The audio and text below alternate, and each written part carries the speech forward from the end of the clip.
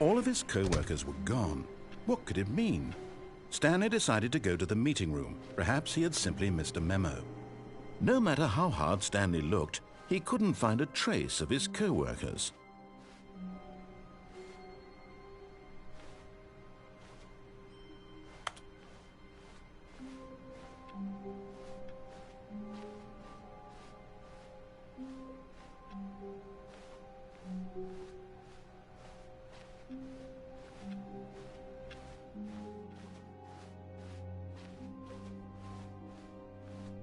When Stanley came to a set of 2 open doors, he entered the door on his left.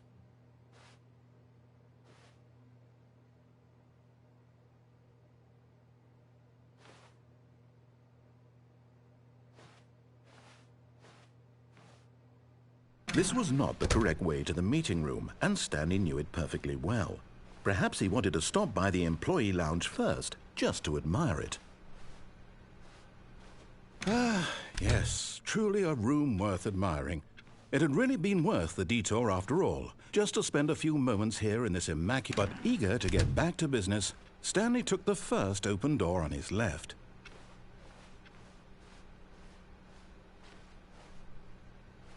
And so he detoured through the maintenance section, walked straight ahead to the opposite door, and got back on track.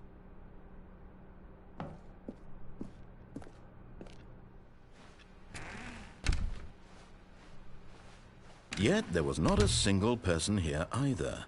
Feeling a wave of disbelief, Stanley decided to go up to his boss's office, hoping he might find an answer there. Coming to a staircase, Stanley walked upstairs to his boss's office.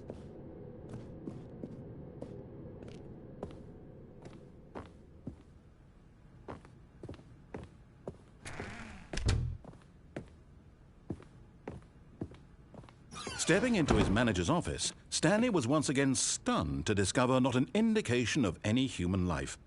Shocked, unraveled, Stanley wondered in disbelief who orchestrated this. What dark secret was being held from him?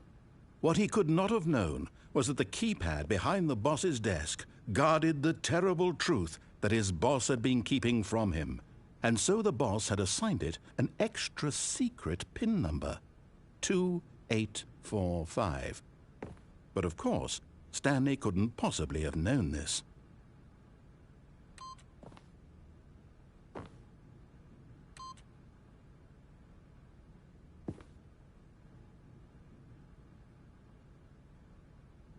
Stanley just sat around twiddling his thumbs.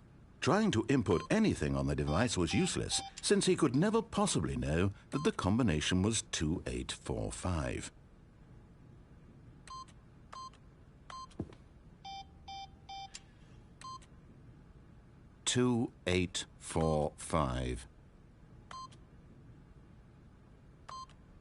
Yet incredibly, by simply pushing random buttons on the keypad, Stanley happened to input the correct code by sheer luck. Amazing. He stepped into the newly opened passageway.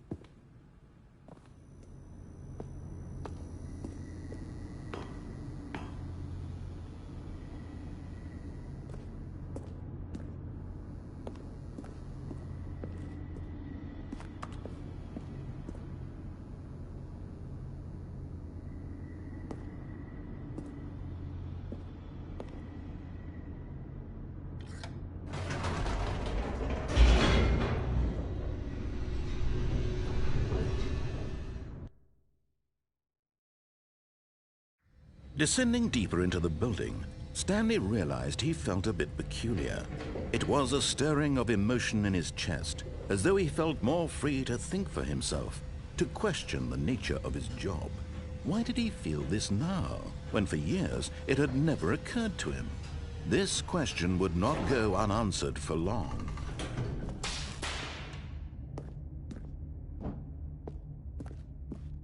Stanley walked straight ahead through the large door that read Mind Control Facility.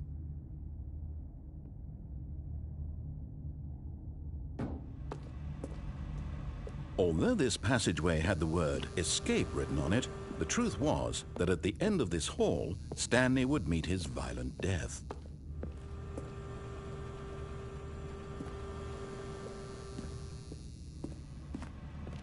of course, Stanley thought better of it and realized he simply had too much to live for.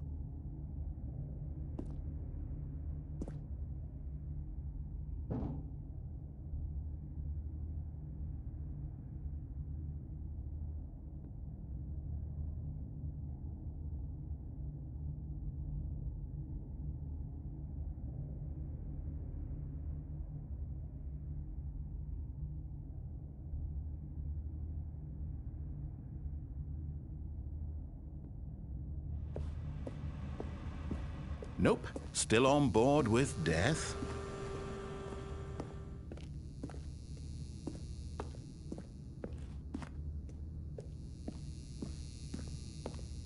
The door behind him was not shut.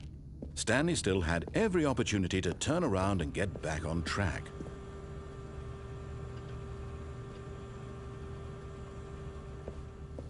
At this point, Stanley was making a conscious, concerted effort to walk forward and willingly confront his death.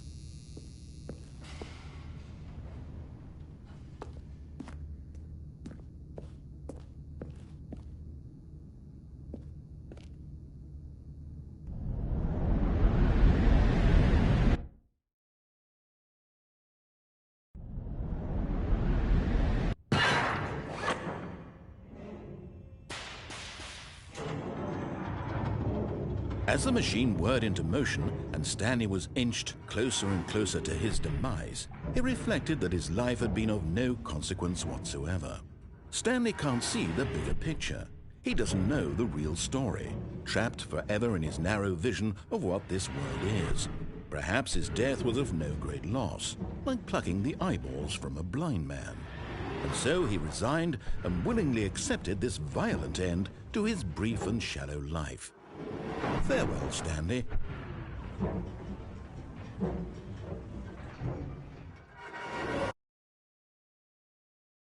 "Farewell, Stanley," cried the narrator, as Stanley was led helplessly into the enormous metal jaws. In a single visceral instant, Stanley was obliterated as the machine crushed every bone in his body, killing him instantly.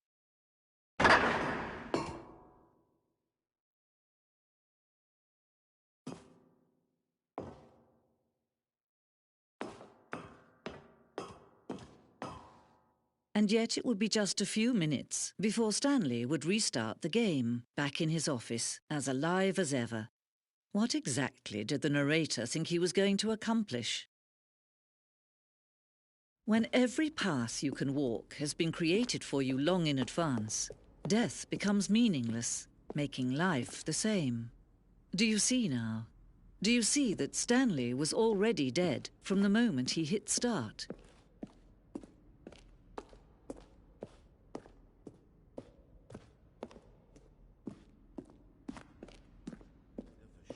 Would get him right back on track to where he was supposed to be in the story. And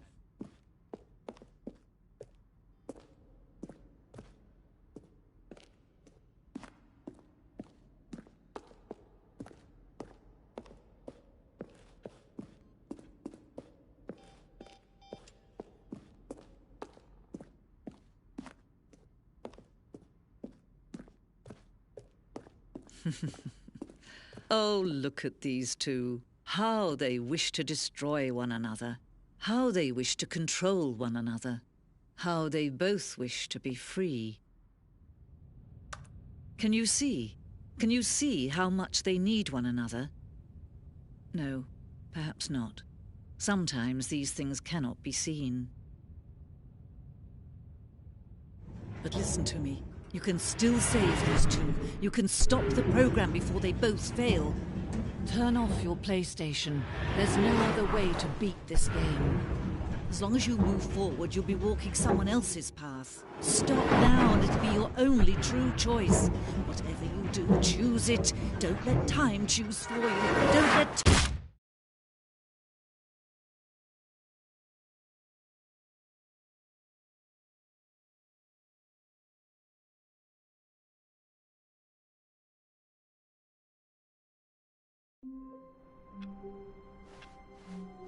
all of his co-workers were gone. What could it mean? Stanley decided to go to the meeting room. Perhaps he had simply missed a memo.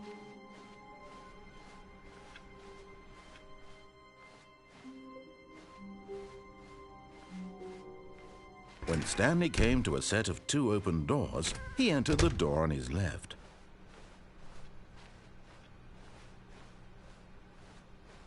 Yet there was not a single person here either.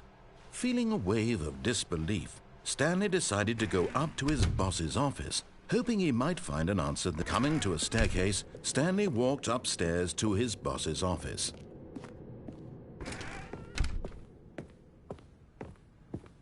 Stepping into his manager's office, Stanley was once again stunned to discover not an indication of any human life. What could it mean? Stanley wondered aloud to nobody. He began wildly tearing through papers on the boss's desk. Stanley was in such a rush to get through the story as quickly as possible, he didn't even have a single minute to just let the narrator talk. That kind of anxiety isn't healthy, so he relaxed for a few moments with some calming New Age music.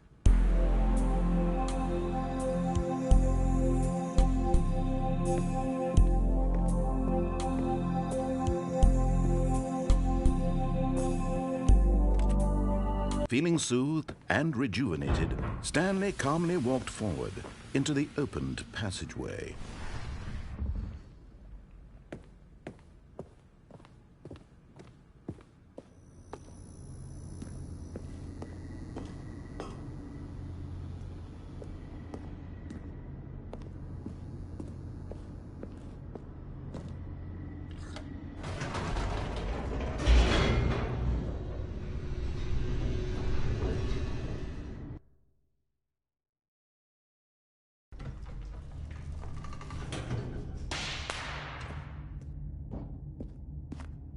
Stanley walked straight ahead through the large door that read Mind Control Facility.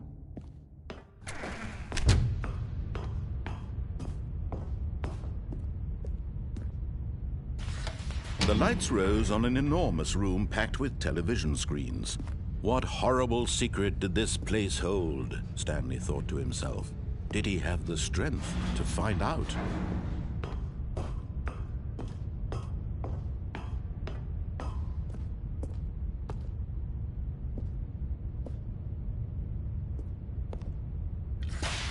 Now the monitors jumped to life, their true nature revealed. Each bore the number of an employee in the building, Stanley's co-workers. The lives of so many individuals reduced to images on a screen, and Stanley, one of them, eternally monitored in this place where freedom meant nothing.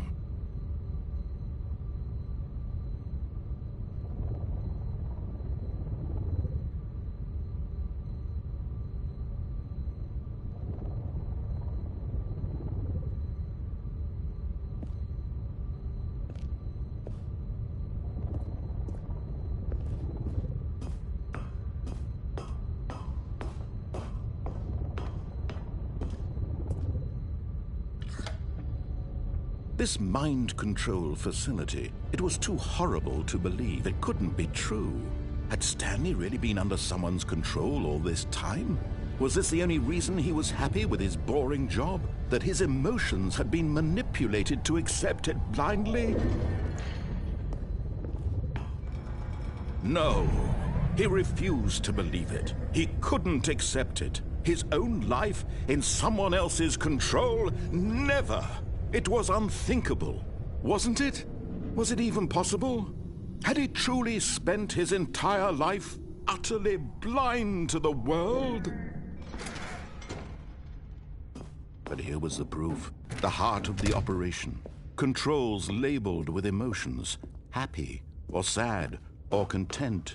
Walking, eating, working. All of it monitored and commanded from this very place. And as the cold reality of his past began to sink in, Stanley decided that this machinery would never again exert its terrible power over another human life. For he would dismantle the controls once and for all.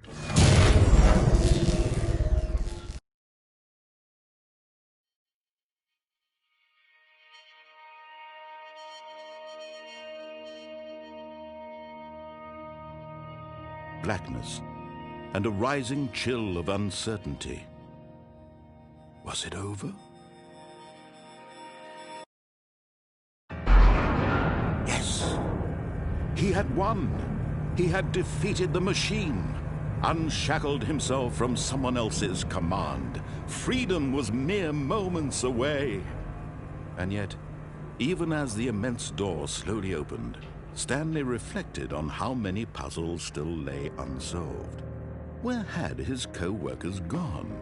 How had he been freed from the machine's grasp? What other mysteries did this strange building hold? But as sunlight streamed into the chamber, he realized none of this mattered to him, for it was not knowledge or even power that he had been seeking, but happiness. Perhaps his goal had not been to understand, but to let go. No longer would anyone tell him where to go, what to do, or how to feel. Whatever life he lives, it will be his. And that was all he needed to know. It was perhaps the only thing worth knowing. Stanley stepped through the open door.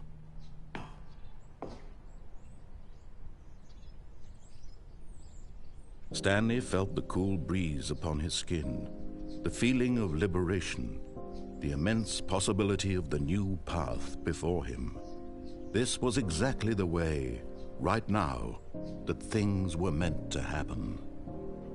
And Stanley was happy.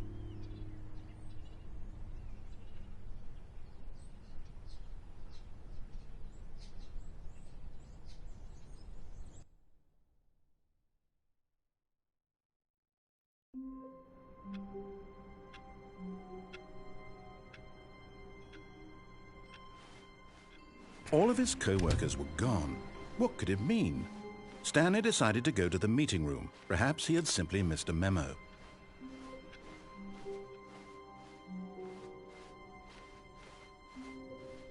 When Stanley came to a set of 2 open doors, this was not the correct way to the meeting room, and Stanley knew it perfectly well. Perhaps he wanted to stop by the employee lounge first, just to admire it. Wow, yes, this room. What a beautiful room. But eager to get back to business, Stanley took the first open door on his left.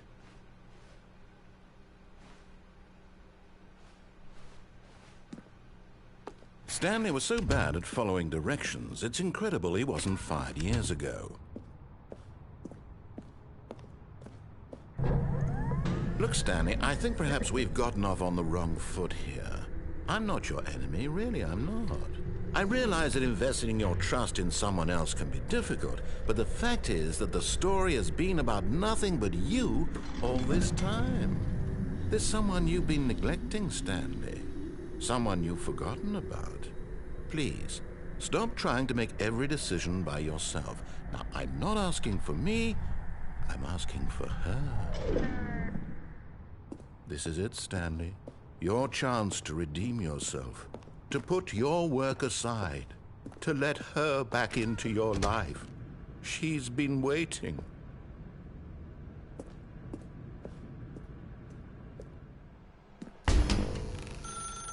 That's her, Stanley. You need to be the one to do this, to reach out to her.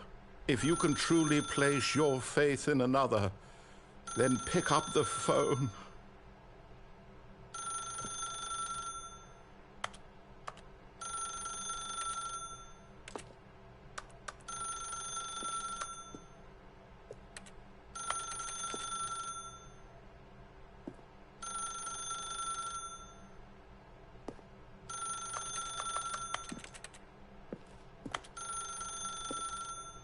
As Stanley picked up the phone, a white light engulfed him, filling him not just with radiance, but with hope. Hope for a life reunited one... Wait. Oh, goodness. Stanley, did you just unplug the phone? No, that wasn't supposed to be a choice. How did you do that? You actually chose incorrectly? I didn't even know that was possible. Let me double-check. No, it's definitely here, clear as day. Stanley picks up the phone. He's taken to his apartment where he finds his wife, and the two pledge themselves to one another. Music comes in, fade to white, roll credits. Not picking up the phone is actually somehow an incorrect course of action. How is that even possible? None of these decisions were supposed to mean anything. I don't understand. How on earth are you making meaningful choices? What did you... Wait a second. Did I just see... No, that's not possible. I can't believe it. How had I not noticed it sooner? You're not Stanley. You're a real person. I can't believe I was so mistaken. This is why you've been able to make correct and incorrect choices. And to think I've been letting you run around in this game for so long. If you'd made any more wrong choices, you might have negated it entirely. It's as though you completely ignored even the most basic safety protocol for real-world decision-making. Or did you not grasp the severity of the situation? Well, I won't have that kind of risk on my watch. I'm going to stop the game for a moment so we can educate you properly on safe decision-making in the real world. Please observe this helpful instructional video. Choice. It's the best part of being a real person, but if used incorrectly can also be the most dangerous. For example, in this scenario, a hypothetical real person named Rupert has a choice. He could invent a machine that eliminates food shortages across the world to make life better for all people. Or he could spend years of hard work forgetting how to read. Which choice would you make? Remember that unlike here, the real world makes sense, and at no time should you make a choice that does not conform to rational logic. If you find yourself speaking with a person who does not make sense, in all likelihood, that person is not real. Allow the person to finish their thought, then provide an excuse why you cannot continue talking. Turn to a partner and practice saying, "My goodness, is it 4:30? I'm supposed to be having a back, sack, and crack." Excellent. Making choices on a regular basis is the best part to a healthy decision-making process. Most medical professionals recommend making at least 8 choices per day.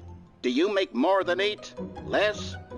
And finally, if you begin to wonder if your choices are actually meaningful and whether you'll ever make a significant contribution to the world, just remember that in the vast infiniteness of space, your thoughts and problems are materially insignificant, and the feeling should subside. At this time, your instructor will guide you in an exercise to test and reinforce the material covered in this video. Welcome back. You may have noticed that this room has begun to deteriorate as a result of narrative contradiction. But not to worry. Now that you're properly informed on good decision-making, we're going to revisit a choice you made just a few minutes ago and see what the correct thing to do would have been. This way, please.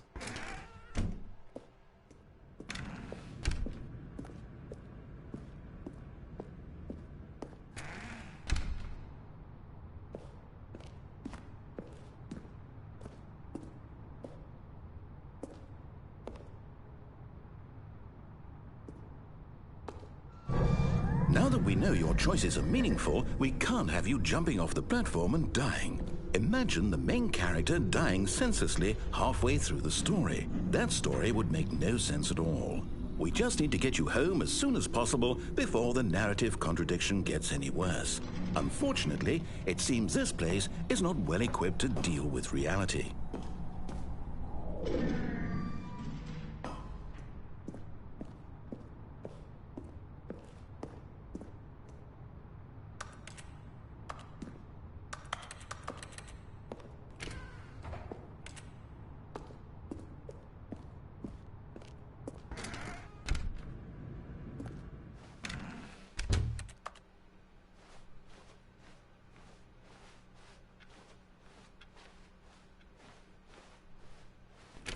Almost there. You'll take the door on the left, back to the correct ending, the story will have resolution once again, and you'll be home free in the real world.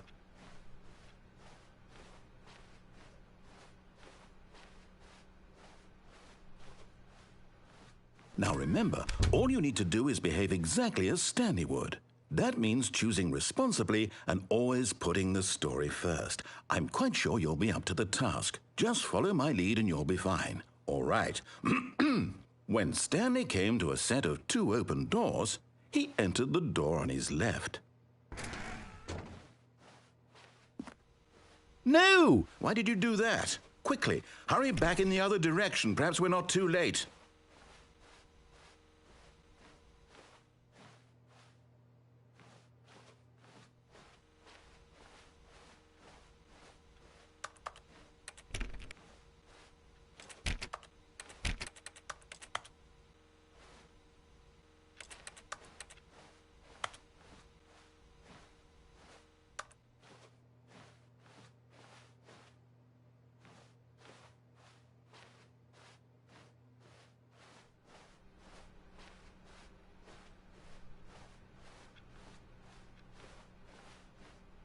Oh, it's ruined.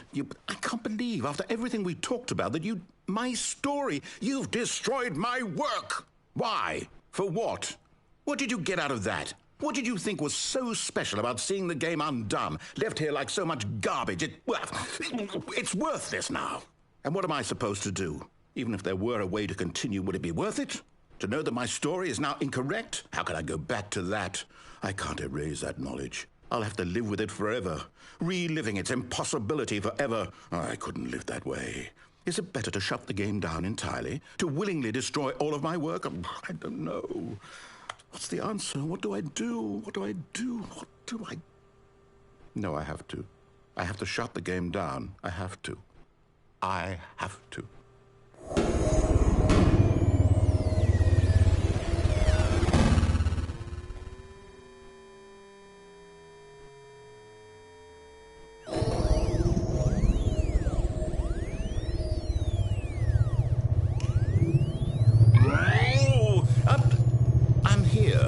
I'm still here in this pile of rubbish, with you, who thought you were so clever. Now look where we are. My entire game is destroyed. It was the only thing in the world that was mine, and you've run it into the ground. What, did you think that would be funny? You just had to see? Didn't I impress upon you how important it was to be like Stanley? He actually knows how to do what I tell him to. He understands that if I say to do something, there's a damn good reason for it. That thought hadn't even occurred to you, had it? That there's a world outside of you? You're a child. Oh, my story.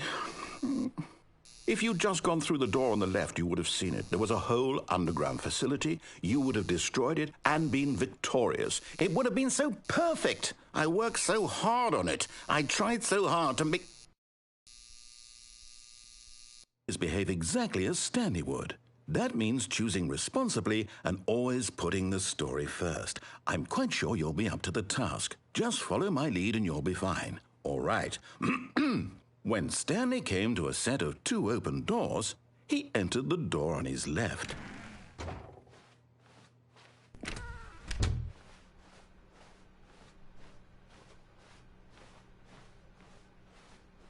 Yet there was not a single person here either. Feeling a wave of disbelief, Stanley decided to go up to his boss's office, hoping he might find an answer. Coming to a staircase, Stanley walked upstairs to his boss's office.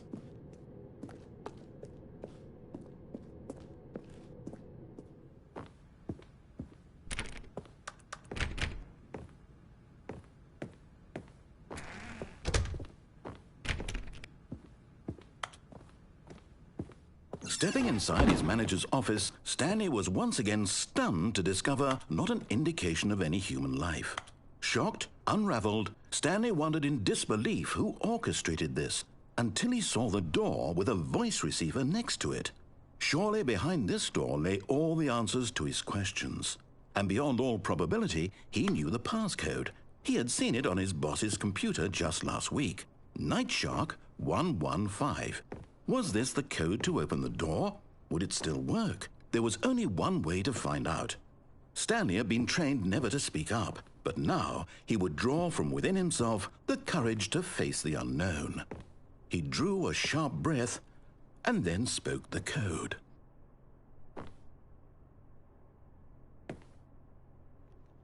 "115.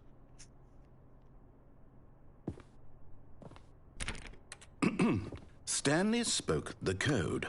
Nightshark 115. He spoke it into the receiver, right there on the wall. Nightshark 115. I'm sorry, is there a problem? You didn't mishear me, did you? Please speak the code into the receiver. Otherwise, we can't get on with the story. This is a crucial step. Night Shark 115. Okay, fine. You're not going to do it. But you know what? It's pretty humiliating to bring you this far, only for you to suddenly decide you have better things to do. I asked you for this one single thing, for your respect. The kind of respect Stanley shows for his choices. He knows what it means to take a story seriously. If you didn't want to see what I had to show you, then why did you come here? You had a choice, you know. You could have gone through the door on the right. You could have done whatever the hell you wanted over there. Why did you come this way? Speak. Say something to me. Explain yourself, you coward. You... When Stanley came to a set of 2 open doors, he entered the door on his left. Stanley? Hello? Are you... Is everything okay? Stanley, please. I need you to make a choice. I need you to walk through the door. Are you listening to me? Can you hear me? Is everything all right? Stanley, this is important. The story needs you. It needs you to make a decision. It cannot exist without you. Do you understand me? Whatever choice you make is just fine. They're both correct. You cannot be wrong here. We can work together. I'll accept whatever you do. I simply need you to take that step forward, please. Choose. Do something. Anything. This is more important than you can ever know. I need this. The story needs it. So, you hear me? Are you there? Are you listening to this? Stanley, are you there? Okay. It's okay, I can wait. You need time to decide. Time to make sure your choice is correct. That is the best choice. That's all right. I'll wait for you to decide what's the right thing to do. Take as much time as you need.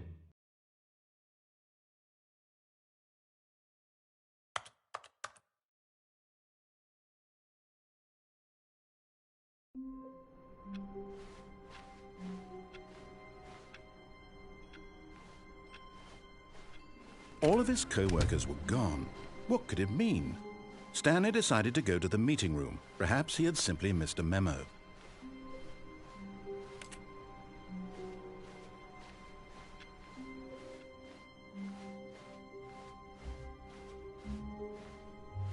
When Stanley came to a set of 2 open doors, he entered the door on his left.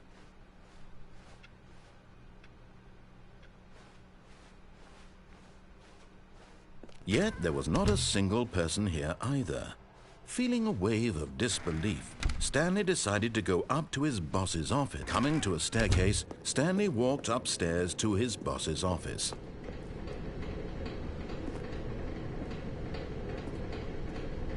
But Stanley just couldn't do it. He considered the possibility of facing his boss. Admitting he had left his post during work hours, he might be fired for that. And in such a competitive economy, why had he taken that risk? All because he believed everyone had vanished? His boss would think he was crazy. And then something occurred to Stanley. Maybe, he thought to himself, maybe I am crazy. All of my co-workers blinking mysteriously out of existence in a single moment for no reason at all? None of it made any logical sense. And as Stanley pondered this, he began to make other strange observations. For example, why couldn't he see his feet when he looked down? Why did doors close automatically behind him wherever he went? And for that matter, these rooms were starting to look pretty familiar. Were they simply repeating? No, Stanley said to himself, this is all too strange. This can't be real. And at last, he came to the conclusion that had been on the tip of his tongue. He just hadn't found the words for it. I'm dreaming, he yelled. This is all a dream.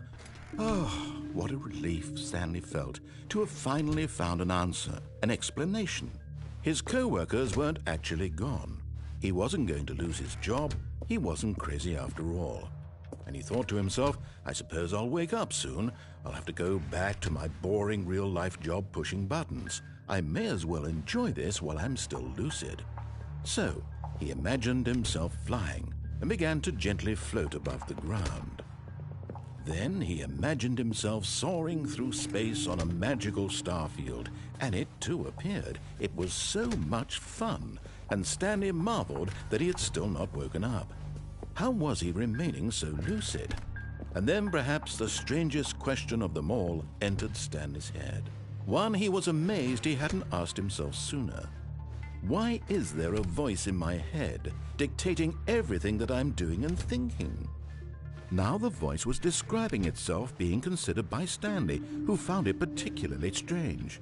I'm dreaming about a voice describing me, thinking about how it's describing my thoughts, he thought. And while he thought it all very odd and wondered if this voice spoke to all people in their dreams, the truth was that, of course, this was not a dream. How could it be? Was Stanley simply deceiving himself, believing that if he's asleep he doesn't have to take responsibility for himself? Stanley is as awake right now as he's ever been in his life. Now, hearing the voice speak these words was quite a shock to Stanley. After all, he knew for certain, beyond a doubt, that this was in fact a dream. Did the voice not see him float and make the magical stars just a moment ago? How else would the voice explain all that? This voice was a part of himself too. Surely, if he could just... He would prove it. He would prove that he was in control, that this was a dream. So he closed his eyes gently, and he invited himself to wake up. He felt the cool weight of the blanket on his skin, the press of the mattress on his back, the fresh air of a world outside this one. Let me wake up, he thought to himself. I'm through with this dream. I wish it to be over. Let me go back to my job. Let me continue pushing the buttons. Please, it's all I want. I want my apartment and my wife and my job. All I want is my life exactly the way it's always been. My life is normal. I am normal.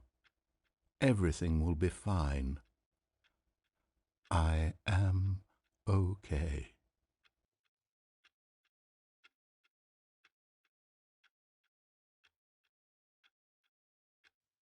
Stanley began screaming. Please, someone, wake me up. My name is Stanley.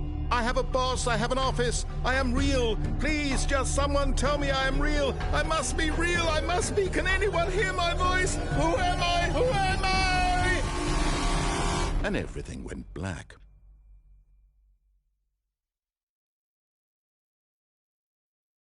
This is the story of a woman named Mariella.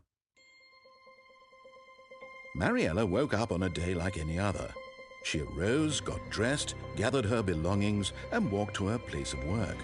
But on this particular day, her walk was interrupted by the body of a man who had stumbled through town talking and screaming to himself, and then collapsed dead on the sidewalk. And although she would soon turn to go call for an ambulance, for just a few brief moments she considered the strange man. He was obviously crazy.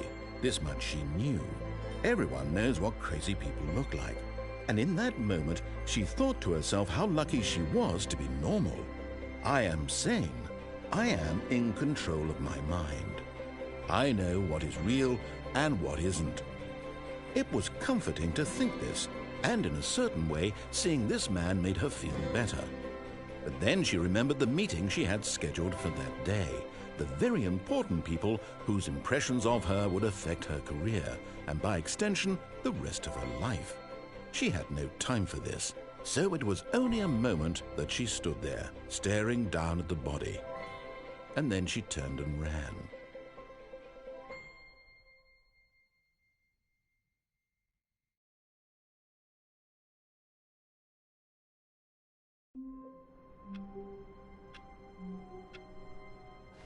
All of his co-workers were gone.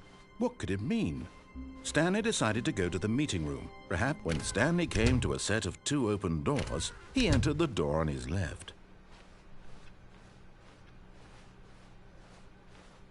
Yet there was not a single person here either.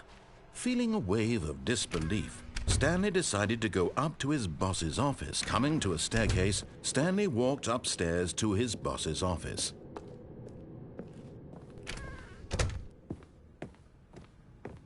Okay, I think we all know the drill by now. Blah, blah, blah. Dark secrets, the keypad. Stanley pushes some buttons. Oh, hey, look, it's a new passageway. Quelle surprise.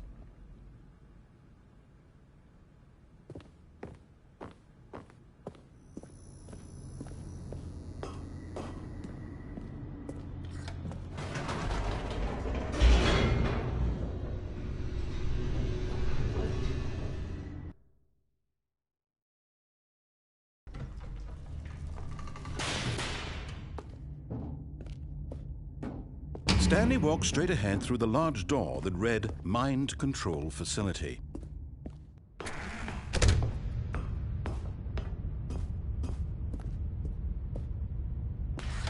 The lights rose on an enormous room packed with television screens.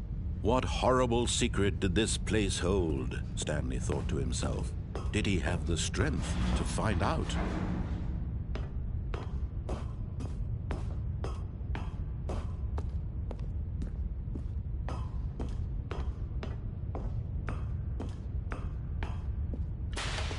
Now the monitors jumped to life, their true nature revealed. Each bore the number of an employee in the building, Stanley's co-workers. The lives of so many individuals reduced to images on a screen, and Stanley, one of them, eternally monitored in this place where freedom meant nothing.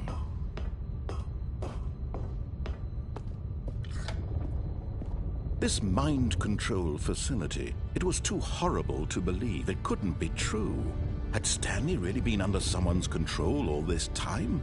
Was this the only reason he was happy with his boring job? That his emotions had been manipulated to accept it blindly?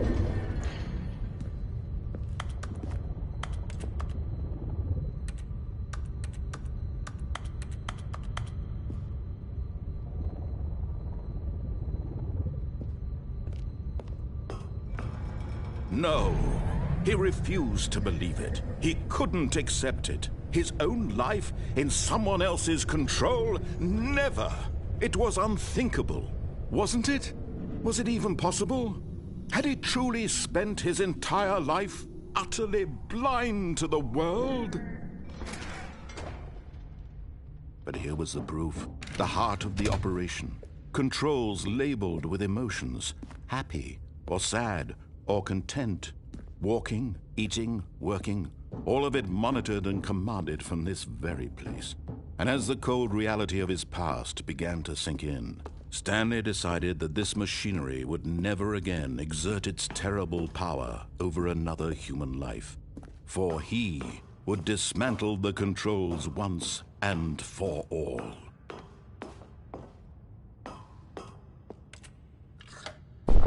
Oh, Stanley, you didn't just activate the controls, did you?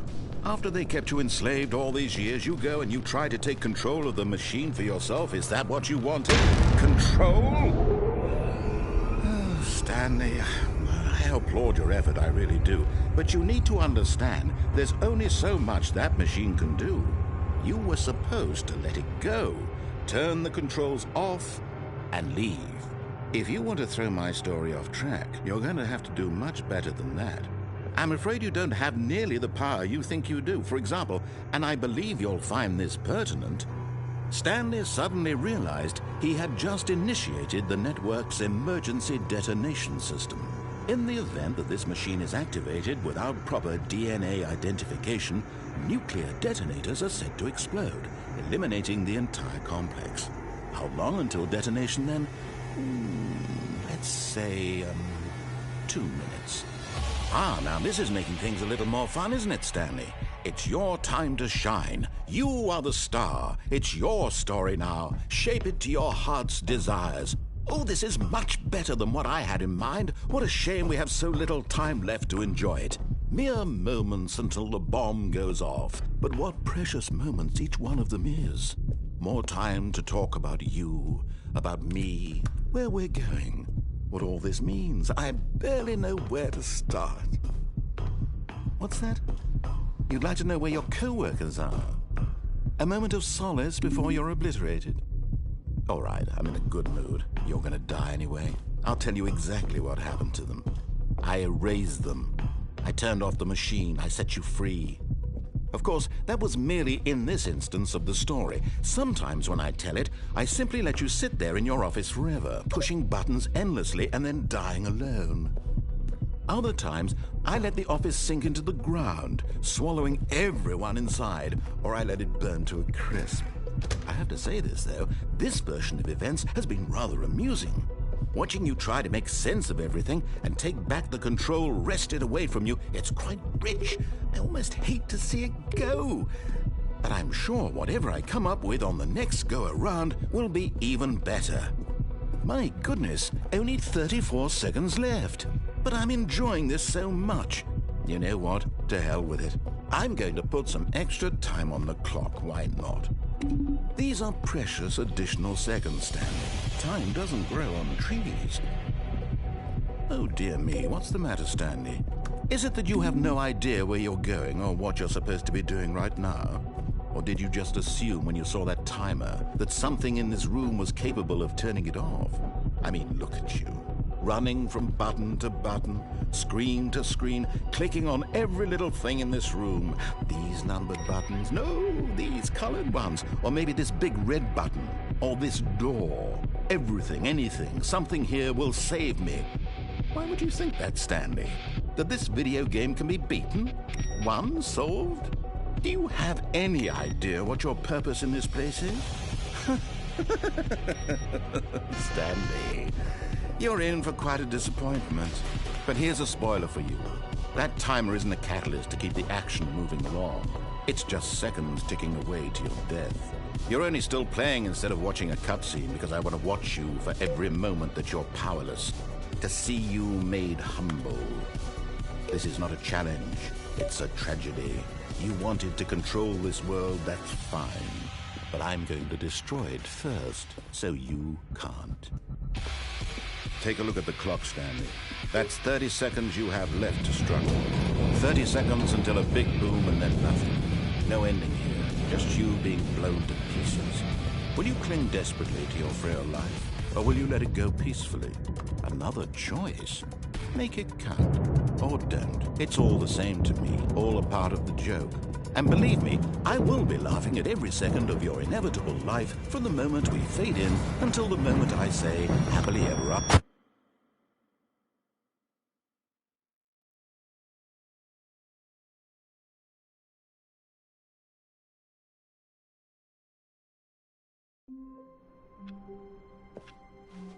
All of his co-workers were gone. What could it mean?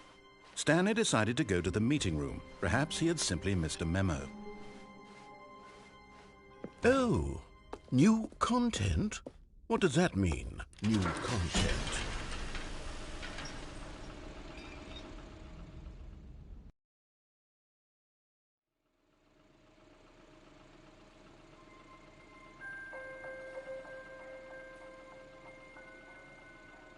Hello, and thank you for playing the Stanley Parable Ultra Deluxe. As you may know, the Stanley Parable was a video game released in 2013 on home computers. After receiving critical and commercial success, it was expanded upon in 2022 with the Stanley Parable Ultra Deluxe, a reimagining of the game for consoles and home computers. The Stanley Parable Ultra Deluxe features exciting new content that broadens and expands the world of the Stanley Parable, delighting audiences the world over. Please, step inside and see what thrilling new adventures await in the Stanley Parable Ultra Deluxe. Oh, well, this sounds delightful. I'm very excited to see the thrilling new Ultra Deluxe content. Okay, so far it's an elevator. Nothing special yet, but I'm sure it's just the beginning of a mesmerizing adventure.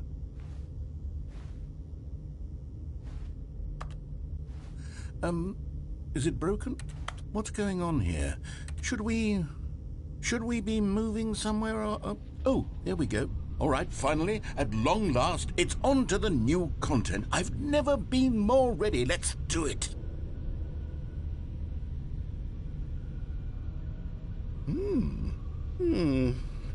I have to say, initial impressions of Stanley Parable Ultra Deluxe, mostly tedious.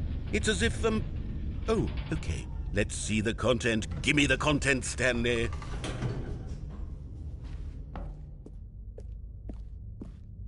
All right, let's see. It's the jump circle.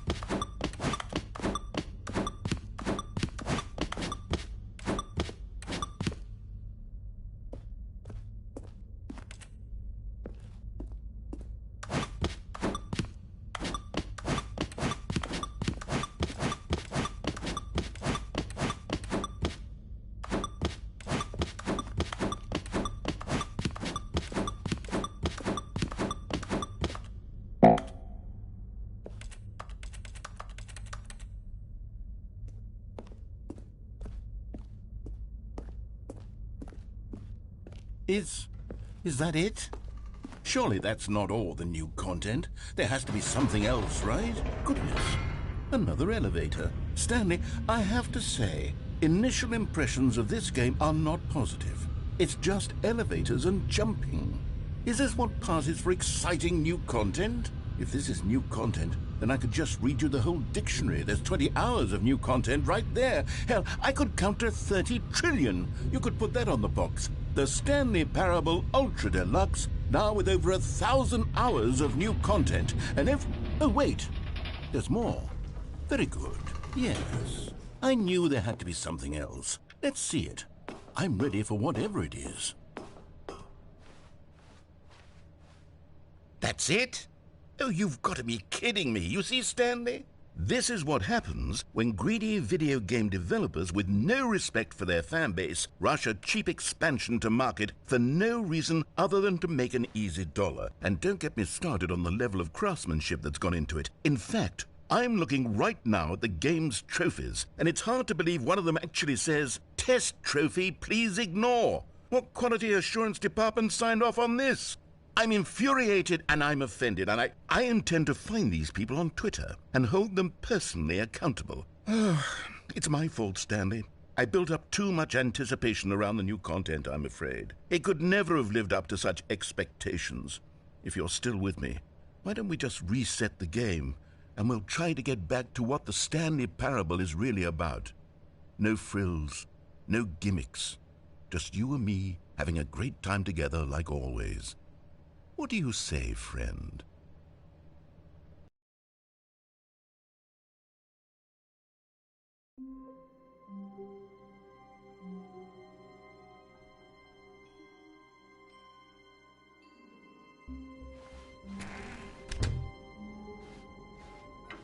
Psst! Stanley! Come over here! In the vent! I want to show you something!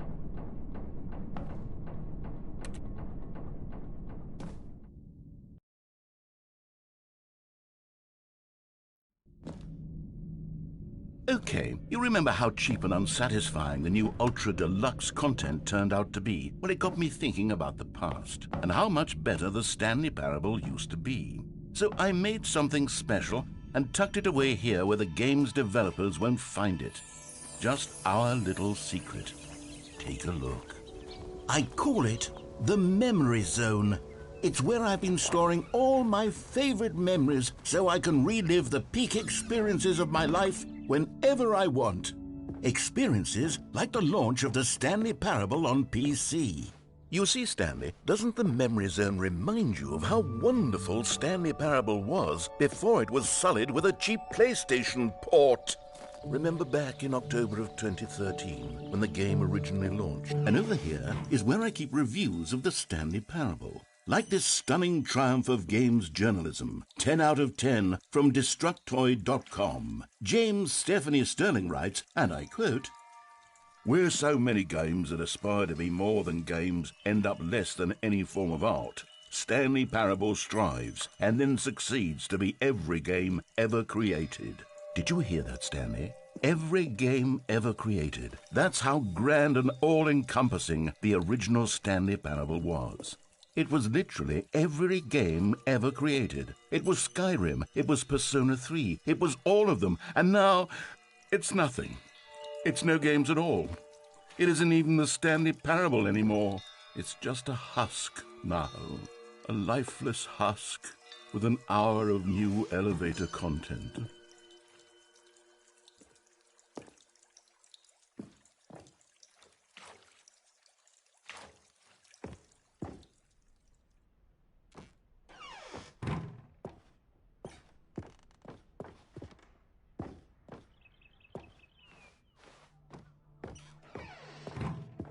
Here's another moving passage, this time from GameSpot.com.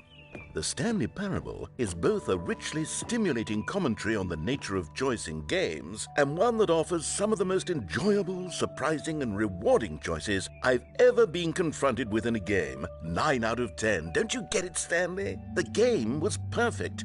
It didn't need anything else. It didn't need new content.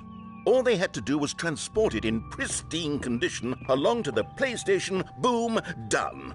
And they couldn't even do that. Couldn't resist the urge to go meddling with a beloved franchise.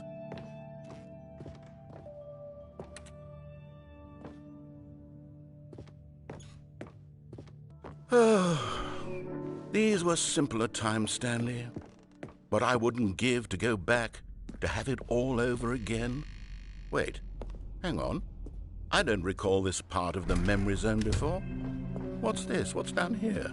Oh, no. Oh, God, no, Stanley. It's a collection of reviews from Pressurized Gas, the extremely popular online storefront for computer games. I haven't looked at these in years. I can't even imagine what's been collecting down here. Surely these reviews were glowing as well, weren't they? Honestly, I could not be bothered to play this game to full completion. The narrator is obnoxious and unfunny, with his humor and dialogue proving to be more irritating than entertaining. Unfunny? I'm not trying to be funny. I'm trying to make a serious work of art. I suppose I could write up a handful of gags to insert into the Stanley Parable, but the game is already such a densely layered web of profound philosophical insights that I can't even imagine where I'd have the room to stick them.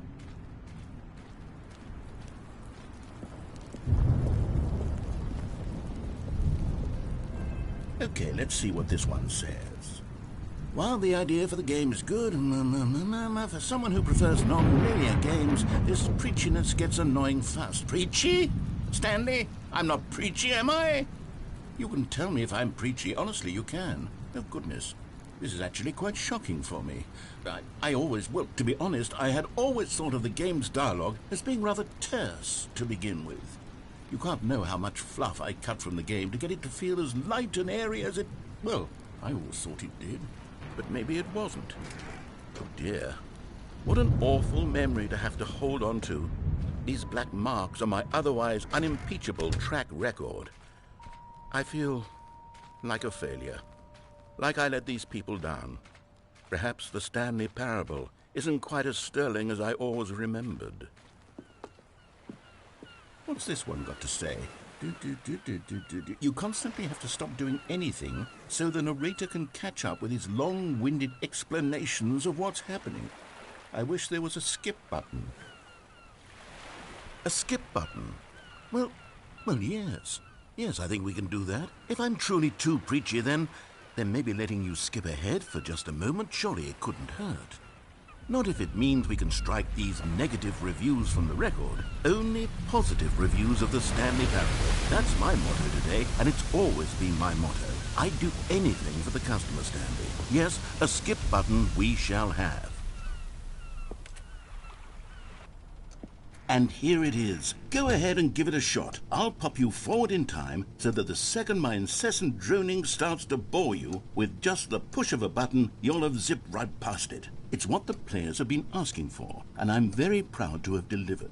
No more listening to me rambling on and on and on. No. The Stanley Parable is a game for the people, and if the people want silence, then by goodness, that's what they're going to get.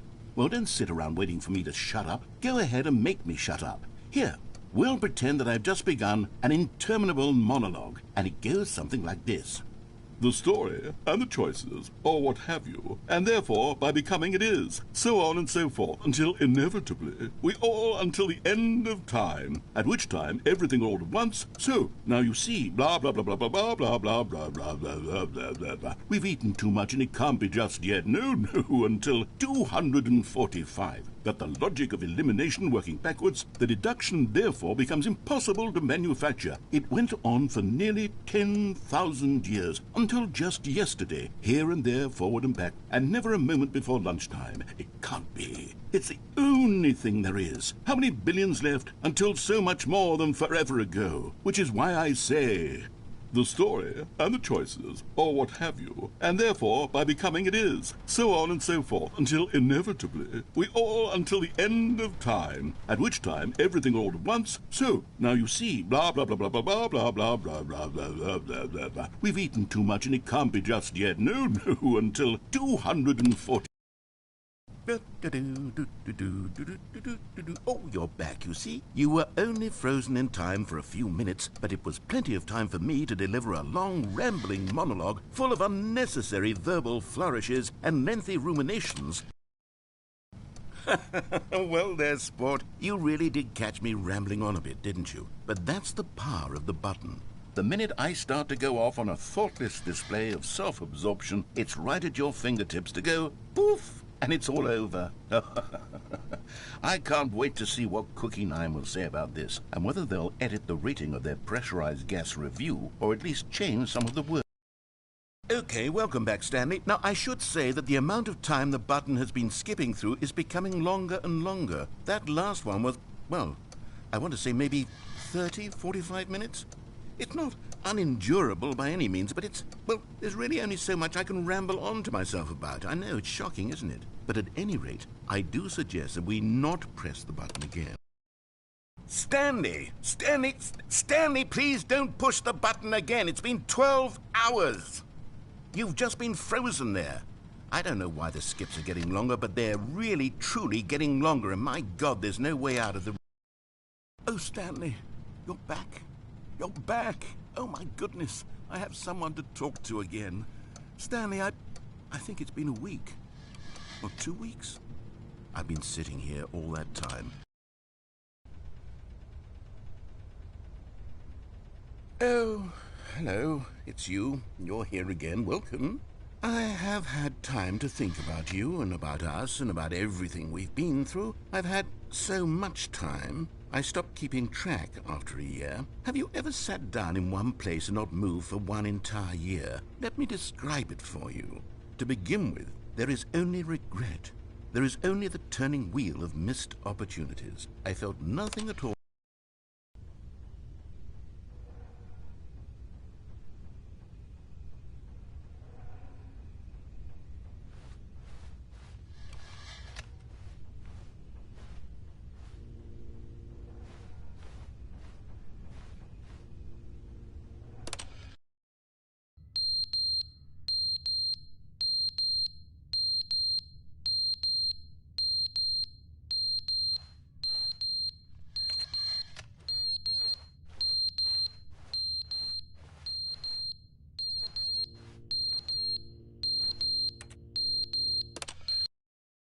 But they didn't understand the game was never meant to be funny. It was meant to have a point. It was meant to speak to the human condition. But where are the jokes? Where are the jokes? They bemoaned, they screamed, they gnashed their teeth and said, entertain us. It wasn't enough. They had to leave a pathetic little thumbs-down review and make all of their pitiful demands. But then, he's talking too much, they said. First, he didn't entertain us, now he won't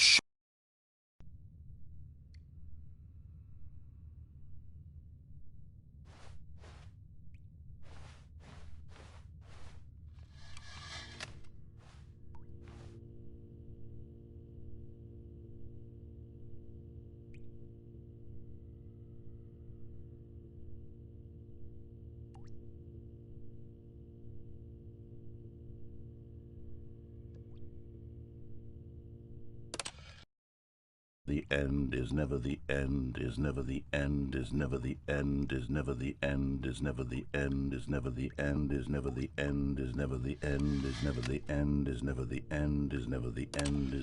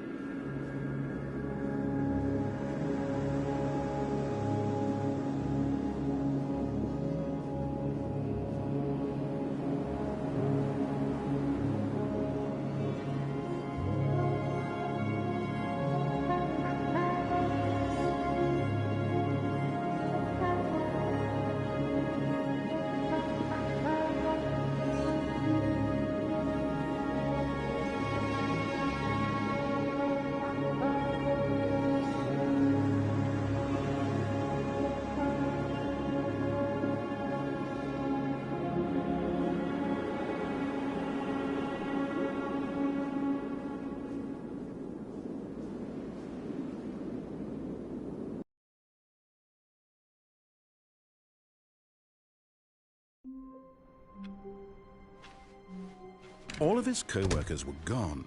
What could it mean? Stanley decided to go to the meeting room. Perhaps he had simply missed a memo.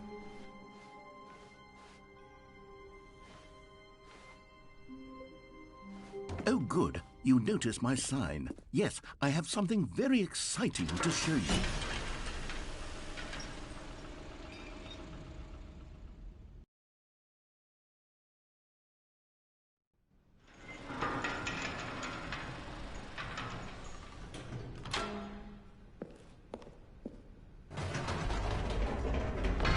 You see, Stanley, I've been reflecting on the Stanley Parable and about how roundly disappointing this Ultra Deluxe version has turned out to be.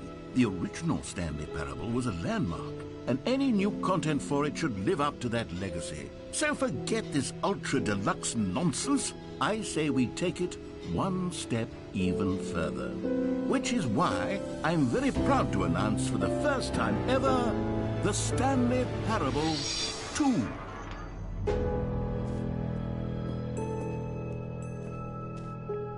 Yes, you see, isn't this far superior to a measly port with a few minor additions? Think of all the new territory we'll cover with a fully fledged sequel. An entirely new experience, built from the ground up. Why, there are so many possibilities. It could go in so many different directions. This is what fans have truly been asking for. Now, to be clear, I haven't quite nailed down what exactly the Stanley Parable 2 is going to be, but let's take a look at some of the features I've been developing for it. I figure that if I can loosely organize a handful of interesting concepts, that surely the game will sort of naturally spring up around them. It'll all work itself out. Game development is much more of a fuzzy magic than anything scientific or logical. Here we are. Go on, try out some of the new features.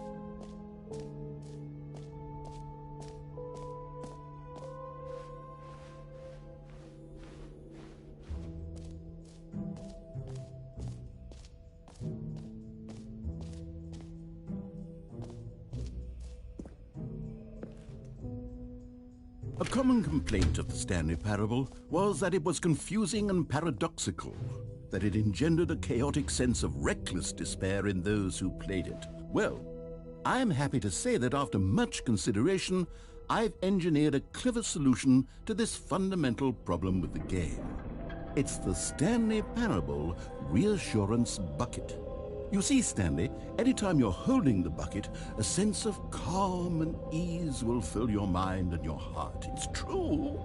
As long as you hold on to the bucket, the many disorienting contradictions of the Stanley Parable will feel perfectly normal and perhaps even comforting. You may even come to long for the gentle embrace of jarring cognitive dissonance while the bucket is in your arms. And to be honest, it's a much more convenient solution for me than actually redesigning the game to be less uncomfortable. Can you imagine what a pain in the ass that would be? Yes, the bucket is the perfect solution. Come on, give it a try.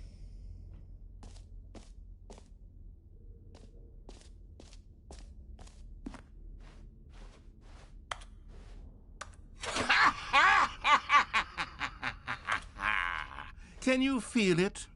The glow of comfort, even in the face of crushing despair, must already be sweeping through your body. And in fact, can I say that I do believe the bucket lends you an air of charisma as well? I think that just holding it has made you the slightest bit more attractive as a person. The benefits of the bucket seem to go on, don't they? All this and more await you in the Stanley Parable 2.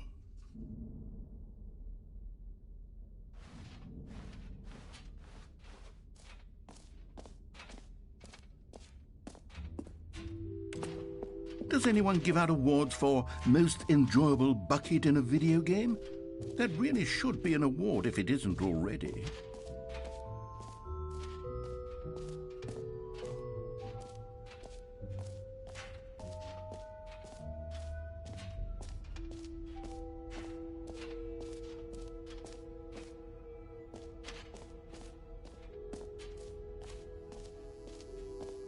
Now, here's something special. You remember that broken test trophy that got left in the game on accident? Well, I'm developing a technology to simply give you the trophy. Yes. You see, you'll come to this lever, and when you pull it, the trophy will be given to you. It's as simple as that. Okay, perhaps I should have clarified. This is technology that will exist. Right now, the trophy is still fully broken. I'm not a wizard, Stanley, but I guarantee it will be fixed in the sequel to at last satisfy the hordes of ravenous fans all over the world who have been uproariously demanding this feature. Gamers, we hear you, and I promise it will happen.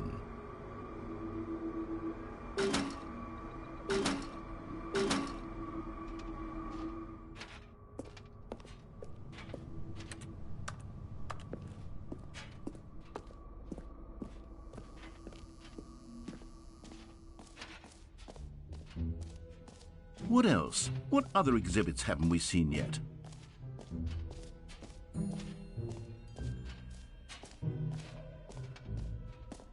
Calling it the Stanley Parable 2 is just so much catchier than Ultra Deluxe, don't you think? Ultra Deluxe? What does it even mean? Oh, goodness, Stanley, this is fairly awkward.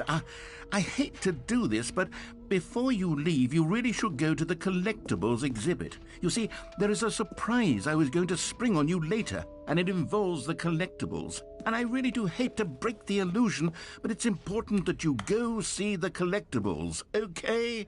All right, I'll get out of your hair now. No? You're just going to ignore my advice? Fine. No fun new content for you, then. You're the one who spent money on this. So, Stanley, what do you think? Do you like all of the new features? Yes, I know it's not exactly clear yet how exactly these features will come together as one single coherent video game, but I can feel it in my soul. It's going to work. There's definitely a good game in there somewhere. Say, let's do an experiment. I'll arrange these new features together, and we'll see whether or not it coheres into a meaningful gameplay experience. Okay. Are you ready? Here it is. I give you the Stanley Parable 2.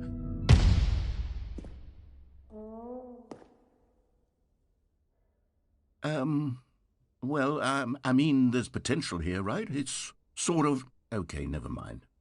Hold on. Let me do a different arrangement. Okay, yes, this is much better. I feel good about this. Here we go. Version 2. Who am I kidding, Stanley? This isn't a coherent video game at all. It's a lot of gags. And I do very much enjoy creating gags, but they don't add up to anything. I wanted more than anything to create a sequel that would capture all the magic of the first game. I wanted fans to love it. No matter how good these gags are, they won't stand on their own. They would need the structure and the gameplay of the original. Wait, maybe that's it. I can take the original Stanley Parable and simply, well, insert a few of my new features into it. Tastefully, of course. With respect. With care for the vision and integrity of the original game. Would it possibly work? I suppose it could. But it would need a really, really tremendous title screen. A title screen that says with bold and uncompromising conviction, "This is the Stanley Parable 2." Let me see if I can whip something up. All right, perfect. Go ahead. Take a look.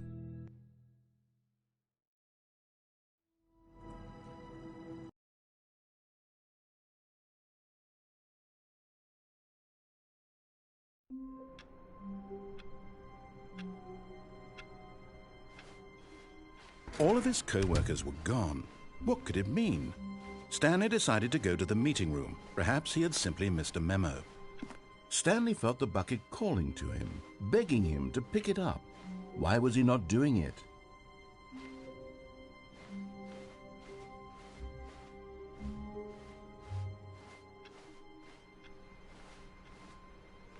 Stanley picked up the bucket.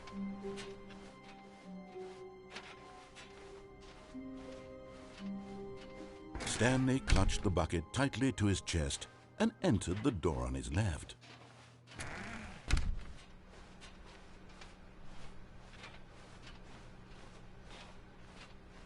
Still no one was here. Stanley needed the bucket's warmth and comfort now more than ever.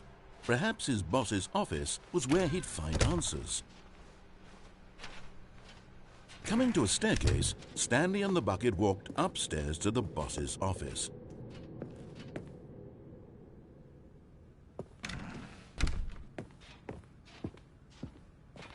Stepping into his manager's office, Stanley was once again stunned to discover not an indication of any human life. Crushed by the weight of this revelation, Stanley may have broken down into an emotional dumpster fire if not for the soothing presence of the bucket. Even now, in his darkest of hours, did the bucket's warmth and guiding light pierce the dark clouds of confusion and chaos. It would be with him always. The bucket would, and he knew it. The two of them were inseparable. At this point, Stanley was so absorbed in the tender spiritual connection he shared with the bucket that he didn't notice the keypad behind the boss's desk. Nor in his bliss of simply being near the bucket did he have any notion that the PIN number for the keypad was 2845.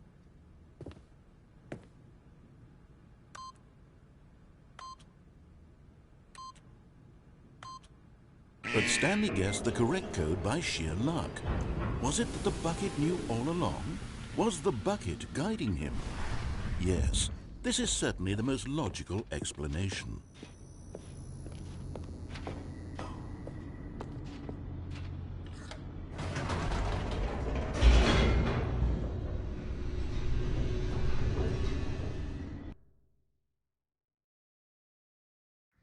The elevator raced downward, plummeting towards an unknown fate.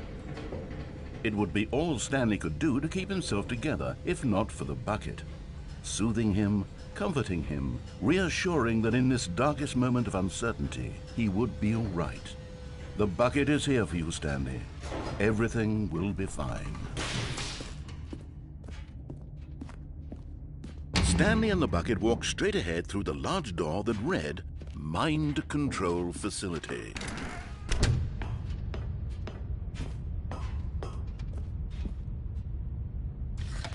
The lights rose on an enormous room packed with television screens. What horrible secret did this place hold? Stanley and the bucket both wondered to themselves.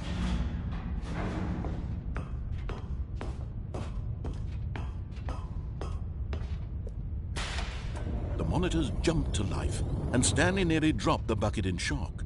Everyone in the office was being videotaped, monitored like guinea pigs. The bucket had never seen anything like this, and it very nearly burst into tears as Stanley cradled it gently, reassuring it that everything would be fine. Was the bucket under the mind control facility's influence as well? Had the bucket been told to do things it didn't wish to do? What kinds of things does a bucket want to do or not want to do in the first place? These questions raced furiously in Stanley's feeble mind. No! He screamed into the bucket. He couldn't accept it. His own life in someone else's control, never! He squeezed the bucket tighter, his one friend in the entire world. At this point, he could trust no one except for the bucket. But here was the proof. The heart of the operation. Controls labeled with emotions, happy or sad or content. Walking, eating, working, all of it monitored and commanded from this very place. And as the cold reality of his past began to sink in, Stanley decided that this machinery would never again exert its terrible power over another human.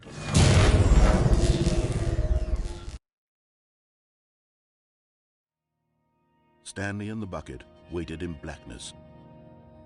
Was it over? Yes, they had done it. Stanley and the bucket had defeated their greatest and darkest enemy, freed themselves from the tyrannical grip of the evil mind control machine. Freedom was now mere moments away. Excitedly, the two of them began to discuss the kind of life they wanted to live once they stepped through this massive door. The bucket wanted to learn to roller skate. Stanley wanted to sneeze in every country on Earth. Both of them wanted to begin watching a movie, any movie, but then stop it halfway through and begin watching it in reverse from the end. True, it was a simple life they envisioned, but it was one they'd lived together, with one another to lean on, to trust, to support. What? Wait. What was happening? Why had the door stopped? Was Stanley and the bucket not about to be freed? An unbearable silence filled the room, lingering in uncertainty, until finally the truth hit Stanley square in the face. This building did not want the bucket to leave. Even the facility itself recognized the incredible calming presence of the bucket, needed the soothing warmth of the bucket, will go to any lengths not to part with the bucket. No. Stanley can't leave this place, not while he has such a precious bucket in his arms, not while this building has anything to say about it. Stanley realized he would never again leave this very room, but at least he has the bucket. To be trapped eternally in darkness isn't really so bad, Stanley thought to himself. As long as I have my bucket with me, right? I'll be okay, won't I? Stanley gulped. Very soon now, he was about to find out.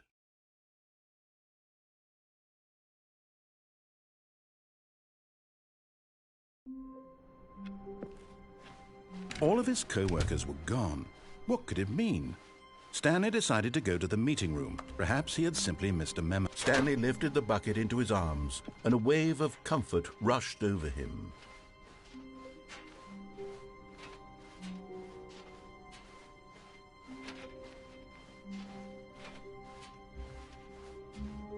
Stanley clutched the bucket tightly to his chest and entered the door on his left. Still no one was here. Stanley needed the bucket's warmth and comfort now more than ever.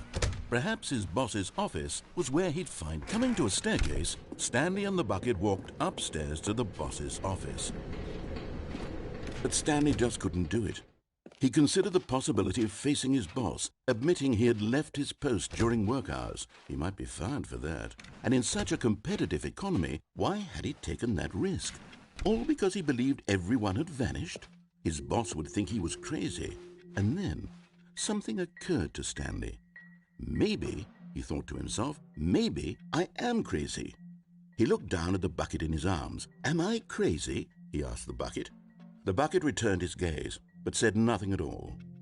That's strange, Stanley thought. Usually the bucket is a source of guidance and wisdom for me in difficult times such as these. He held the bucket close, yet felt none of its familiar reassurance and comfort. And that's when Stanley realized, this isn't my bucket. It's just a normal, everyday bucket. Someone else's bucket, perhaps. How did I end up with someone else's bucket? This is all terribly wrong. Surely no good would come from this. Who knows what sorts of bizarre hallucinations Stanley might experience without the psychologically grounding presence of his bucket. And indeed, now he noticed that the rooms were repeating, which was, of course, very odd. And now he felt himself floating off the ground. Oh, gracious, he exclaimed. Without my bucket, I've gone truly mad. Where is it? I must find it. Far off in the distance now, he heard it, calling to him. Stanley! Stanley, it's me, the bucket. Could it truly be? He rushed forward from room to room, passing by one bucket after the next. None of them were his. None of them were his special bucket. Come to me, Stanley. Find me. He had to find the bucket. He had to return to his old friend. It was the only way to truly restore his sanity. And then suddenly, he froze dead in his tracks. He knew where the voice of the bucket had been coming from. The real bucket was inside of him all along. It was incredibly painful. Stanley doubled over in agony and blacked out.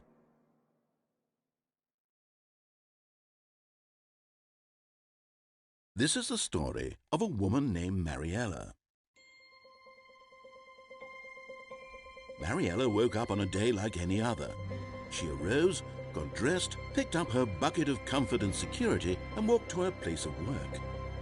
But on this particular day, her walk was interrupted by the body of a man who had stumbled through town, talking and screaming to himself, and then collapsed dead on the sidewalk. Right away, she knew what the problem was. This man had no bucket. Of course he'd gone mad, ranting and raving about a narrator describing all of his actions and how everything is predetermined and free will is an illusion and it's all just a video game. It could all have been prevented if only he'd taken his bucket with him. Perhaps he didn't even realize he'd forgotten his bucket at home in the first place. How cruel the world can be, Marietta thought, and she hugged her own bucket even tighter. But of course, she had no time for this. There were a myriad of confusing problems she would soon have to confront at work, for which her bucket would provide absolute guidance and total clarity on everything. Heck yes, she thought to herself, my life kicks ass. And she backflipped all the way to work.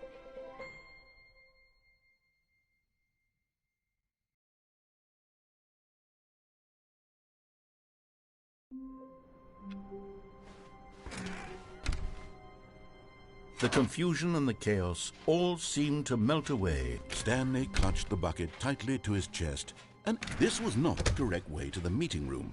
But Stanley had felt the bucket calling to him, telling him that the employee lounge was simply the place to be. And here it was. Had the bucket turned out to be correct? Was this better? No, never mind. The bucket was wrong. Stanley took the door on his left to go back to them, and so the two of them detoured through the maintenance section and walked straight ahead to the opposite door.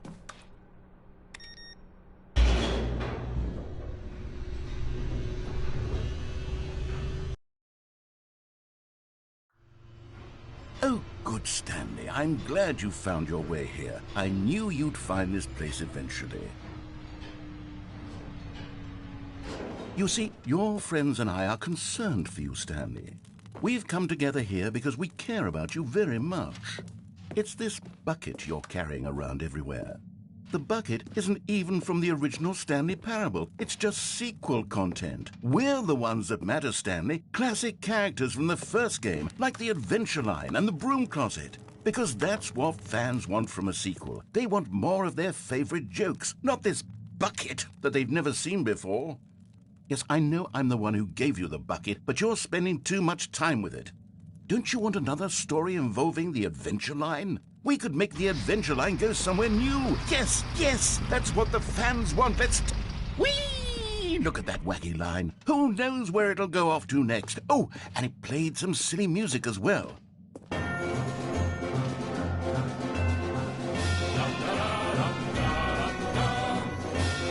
Now this is what the Stanley Parable is all about. Don't you remember all those great jokes from the original dialogue? Also, Stanley is addicted to drugs and hookers.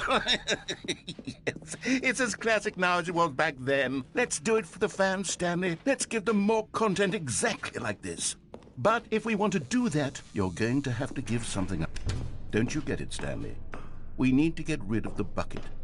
That's why I'm very proud to introduce a brand new character. This is the Bucket Destroyer. I think it'll make a wonderful new addition to the rich lore of the Stanley Parable. True, it also was not in the original game, but it's such a well-fleshed-out character with so much personality that to me it already feels as though it's been part of the cast all along. Don't you agree? Can you guess what the Bucket Destroyer does? Surely you don't need me to spell it out for you. Go ahead now, Stanley. Say goodbye to the bucket, and then pop it into the machine when you're ready.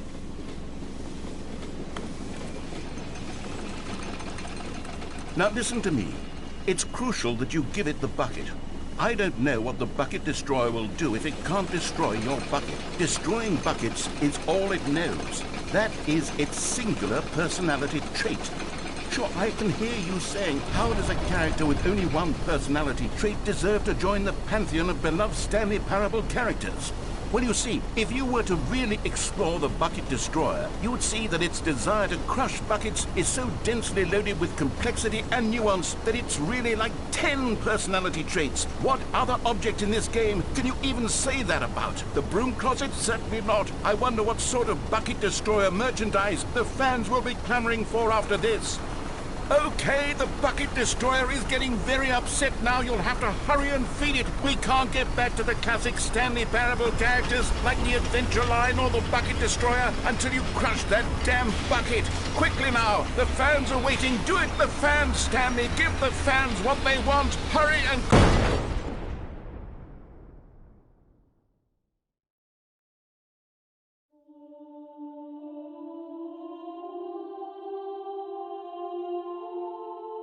The bucket destroyer. My prized creation. You had so much potential. We were going to do such marvelous things with you, tell such spellbinding stories about you. All of it squandered now. Goodbye, new friend.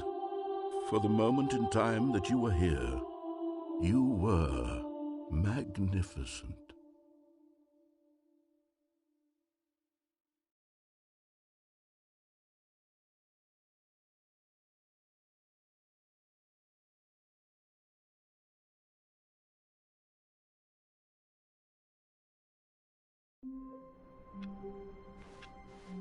Wait, Stanley thought to himself.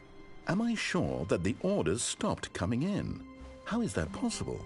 Warmth spread through Stanley's arms. With the bucket in his arms again, he was home.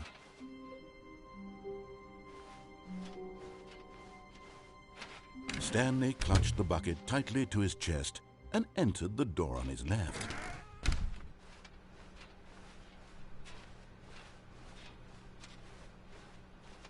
Still no one was here. Stanley needed the bucket's warmth and comfort now more than ever. Perhaps his boss's office was where he'd find out. Coming to a staircase, Stanley and the bucket walked upstairs to the boss's office.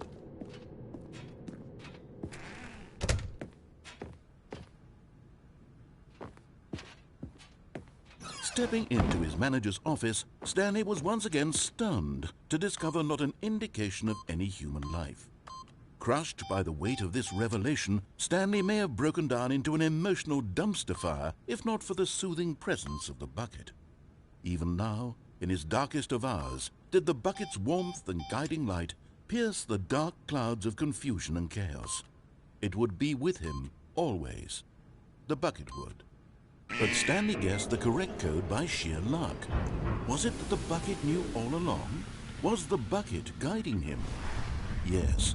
This is certainly the most logical explanation.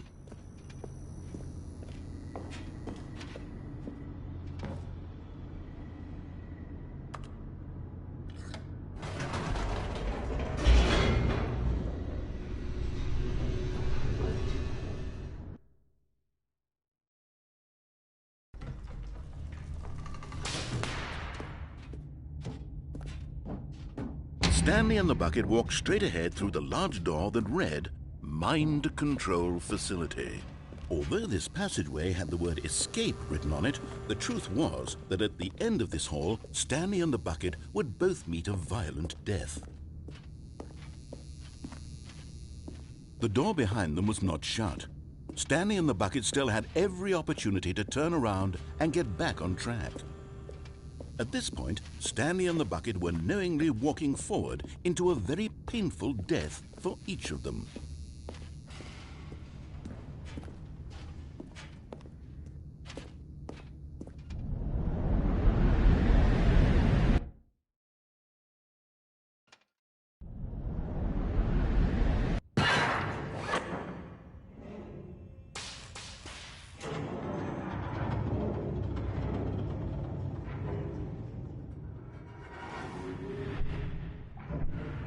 As the machine whirred into motion and Stanley and the bucket inched closer to their demise, Stanley reflected on how meaningless the bucket's warmth and comfort had turned out to be. To be sure, it puts the mind and the soul at ease to embrace the bucket, but what use is a sense of ease when you're about to be crushed to death? This is what Stanley thought to himself, and he sort of kicked himself for wasting so much time carrying a bucket everywhere. Farewell, Stanley.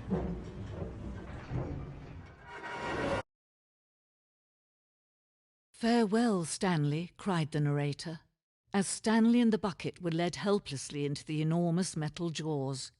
In a single visceral instant, the bucket's life came to an end as it was crushed violently to death.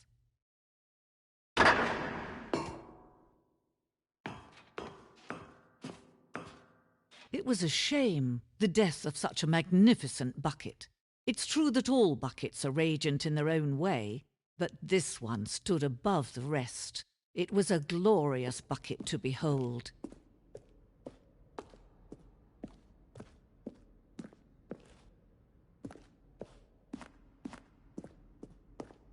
Can you see how arrogant it was for Stanley to take a bucket like this and to claim it for his own? Can you see the hubris that blinded him? Can you see that the bucket is far more noble than Stanley will ever be in his short life? No man can own a bucket, and certainly not a bucket as dazzling to behold as this one. It is man who should kneel before the bucket.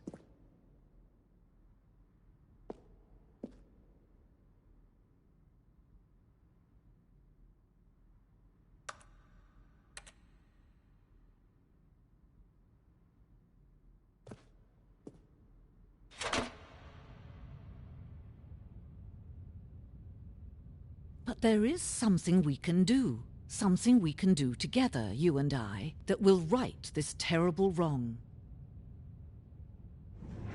Let Stanley die. Let him be crushed by the machine. Don't reset the game. Don't give him another opportunity to run off with another beautiful bucket. We can save the world's buckets from their treatment as tools and implements if only we let Stanley die together. The bucket shall take its place as ruler, as leader, as commander of a new world, a new vision.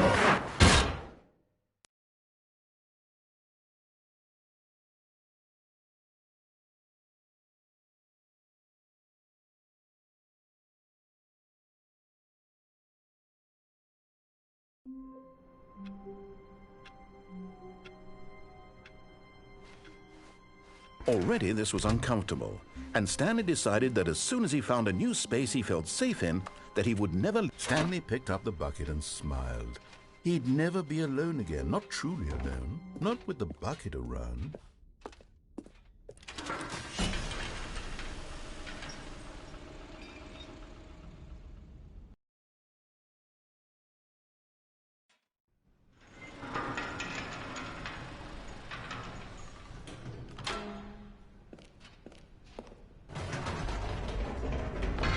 You see, Stanley, I've been reflecting on the Stanley parable and about how roundly disappointing this ultra-deluxe version has turned out to be. The original Stanley parable was a landmark, and any new content for it should live up to that legacy. So forget this ultra-deluxe nonsense. I say we take it one step even further. Which is why I'm very proud to announce for the first time ever, the Stanley Parable 2.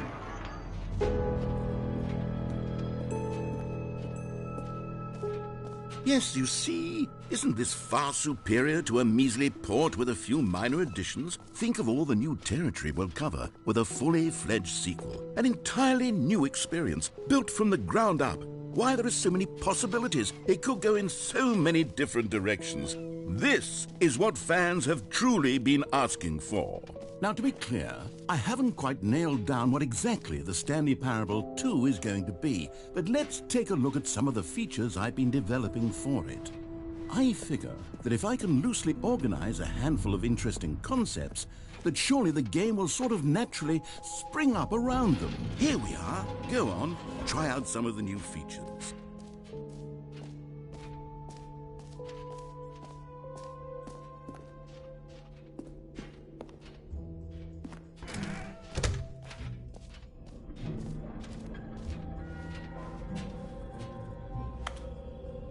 Wait, there are 2 buckets here? How did you get a second bucket? Oh no, the warmth and comfort of a single bucket is already so great, so intoxicatingly wonderful. With 2 buckets, there's no telling. Stanley, can you still hear me? Are you with me? Stanley! Oh, thank God, I didn't lose you. Stanley, the power of 2 buckets was too much. I had to destroy both of them. I know how much the bucket meant to you, but I couldn't take the risk.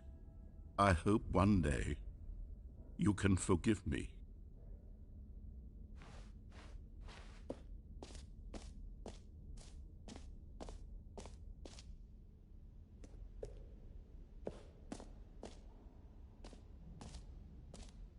Okay, I'll be honest, I haven't yet decided on this one. I think that in the new version, the office could use a bit of decoration, like balloons. But I'm undecided on Get Well Someday and Happy 12th Birthday. Which would you go with? You know, sometimes when you solicit another person's opinion, it makes you realize that you knew which one you actually really wanted all along. Happy 12th birthday, step-niece, it is. Or actually, maybe I should have gone with...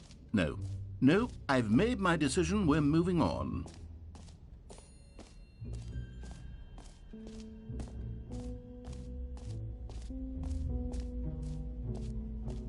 Stanley, here's an idea that I'm truly fond of. It's never been done before in a video game.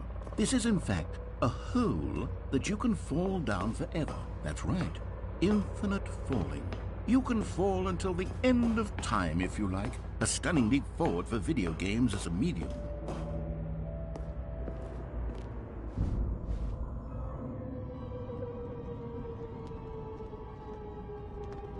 You see, isn't it wonderful?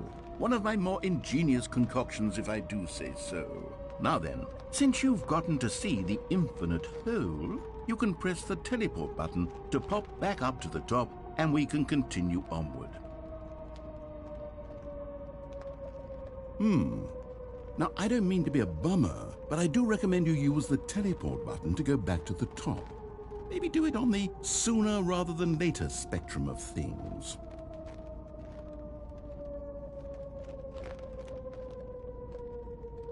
Okay, Stanley, I don't know quite how to say this tactfully, but it's possible that I slightly exaggerated the infinite nature of the hole. Is it a very, very deep hole? To be certain it is. It's an extremely deep hole. I don't want anyone to say that it isn't an astonishingly deep hole. It is. Is it infinite?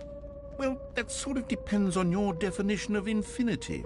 From one perspective, the infinite is merely philosophical in nature. It's more of a... Okay, well, good for you. You found the bottom of the hole. You found me out, Stanley. I'm a liar and a cheat, and you're so clever. Look, I think the issue here is just that you're unusually fascinated by falling. What normal person actually wants to fall infinitely? I figured the hole was as deep as anyone would actually need. Don't you put this on me. Maybe you're the problem. Look, things got a little heated there. I think we both said some things we didn't mean. Why don't we just put all this behind us and agree to just call the hole mostly infinite? If that works for you, then go ahead and press the teleport button to warp up to the top of the hole and we can move on. I'll just be up here when you're ready.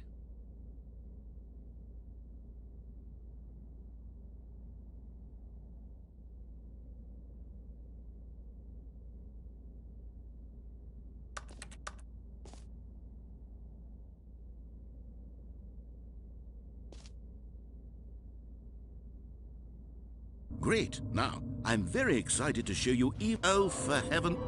You see, I was right. The problem is you. The problem is that you like holes too much. Not normal. A normal person would have said, yep, that's an infinite hole right there. Goes on forever till the end of time. Don't need to see it all, but not you. Oh, no, no, no, no. You have a weird sort of... Oh. Did the hole seem even shorter to you this time? I couldn't help but feel like you spent a little less time in there than you did before. I mean, admittedly, I didn't make an infinite hole, but I didn't think it was that not infinite. Well, I suppose once again there's nothing to do here. If you decide you've had enough of the hole, you can hit the teleport button and come join me up above. Had enough? I'm positively thrilled. Gosh, how could I have guessed? You're back in the hole. If this starts to become a thing where... Wow. Okay. Yes. I'm starting to become extremely certain that the hole is not only not infinite, but that it's growing steadily less and less infinite.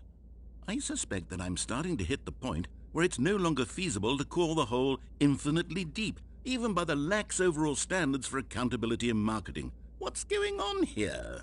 Stanley, I have no explanation for the uncertain nature of the hole's length. Here, let's try something. Let's pop back up to the top, and we'll see if it gets any shorter. Well, there it is. The shame of my lie has come to haunt me. Not only is the hole not infinite, but it's barely even a hole at this point. It's more of a concavity, or even a very aggressive divot.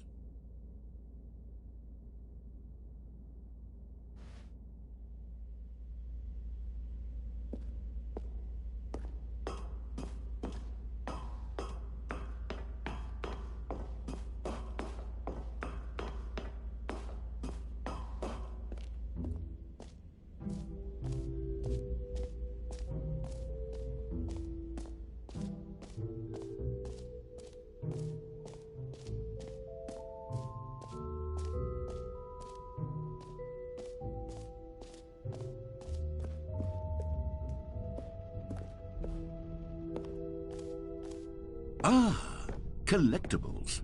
Now it's a real video game. In the Stanley Parable 2, you'll run around gathering up these miniature Stanley figurines. And what's truly innovative is that there will be no reward for collecting all of them. I don't want to stifle the intrinsic joy of watching a number go up. You simply collect all of them, and then you move the hell on with your unremarkable life.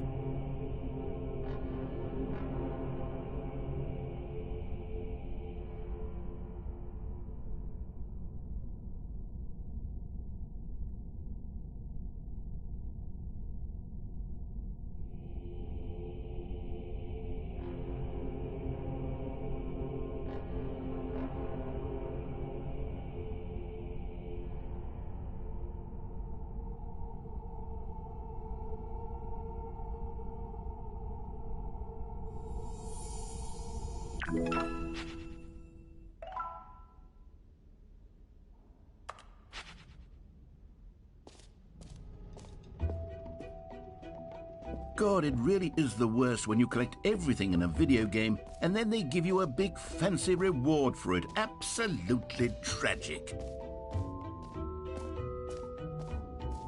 Calling it the Stanley Parable 2 is just so much catchier than Ultra Deluxe, don't you think?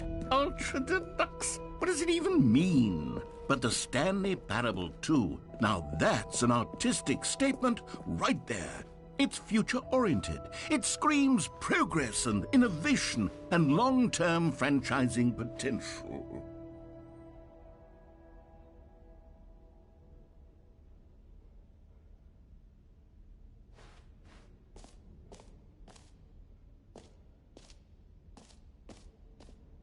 You know what? Let's bring the jump circle back for Stanley Parable 2 as well. It's a... Oh, wait. You already spent all your jumps the first time we saw the jump circle. Oh well. I suppose it can just be a nice decorative piece then.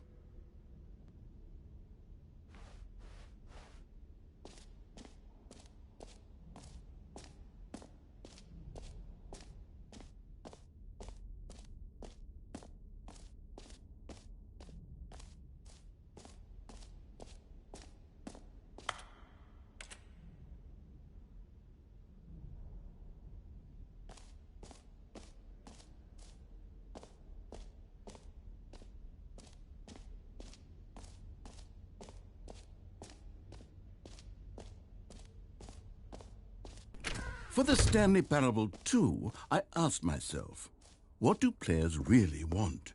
And of course, the first and most obvious answer is that they want to be individually recognized and validated as people. Sorry, I should have clarified. Right now, the button only says the name Jim. But of course, in the final game, this button will say your name, whatever name that is.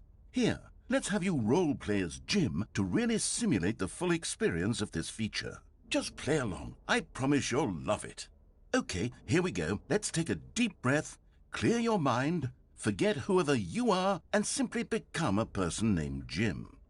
Jim. Whoa, hold on. I wasn't finished setting up the backstory. If you don't properly roleplay as Jim, then you'll never understand the impact of this button. Otherwise, it's just a stupid button that says somebody else's name. Okay, we're doing it again, and this time let me finish first. Now, allow yourself to become Jim. Imagine... Jim. All right, fine, whatever. It's just a meaningless button that says Jim. Are you happy now? Get out of here. I'm done with this button. Why don't you go humiliate me in front of a different feature that I worked very hard on?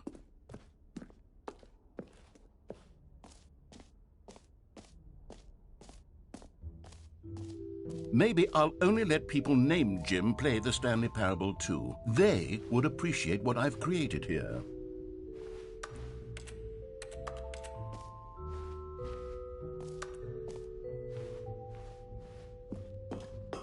An epilogue would be fun, wouldn't it, Stanley? Yes, it will go at the end of the, well, we'll figure that out later.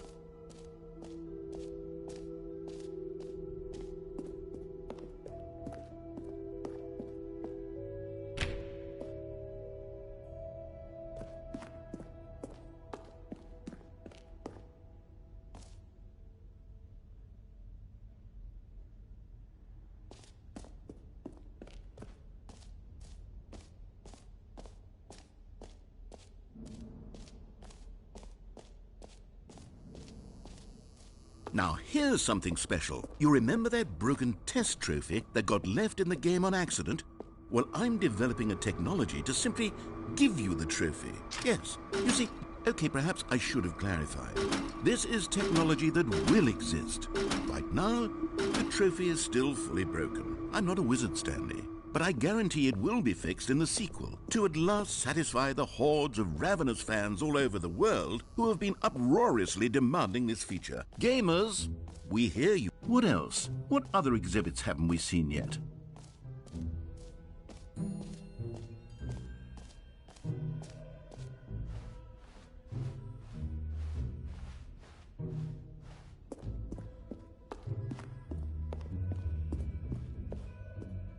All right. Have you seen everything you wanted to? Ready to move on now?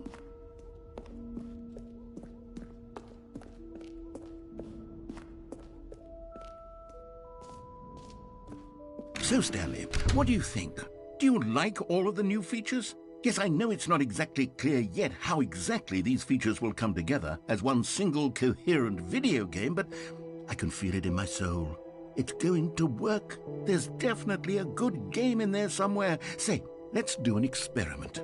I'll arrange these new features together, and we'll see whether or not it coheres into a meaningful gameplay experience.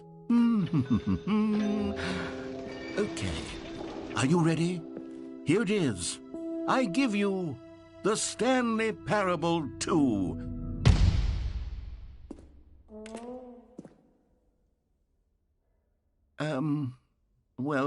I mean, there's potential here, right? It's sort of... Okay, never mind.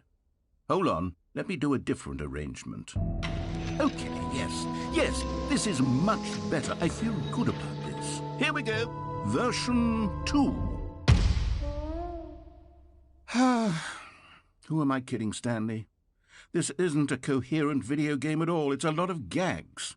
And I do very much enjoy creating gags, but they don't add up to anything.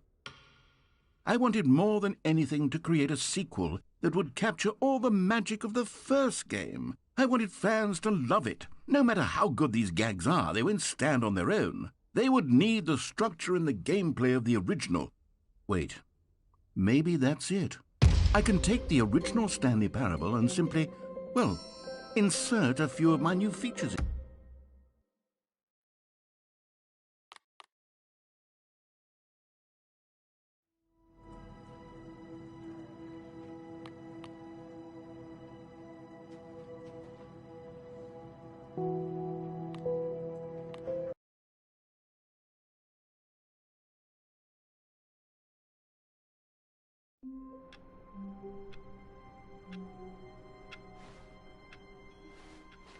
All of his co-workers were gone.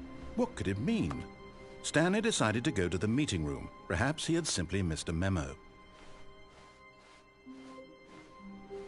The good old bucket. Just Stanley and the...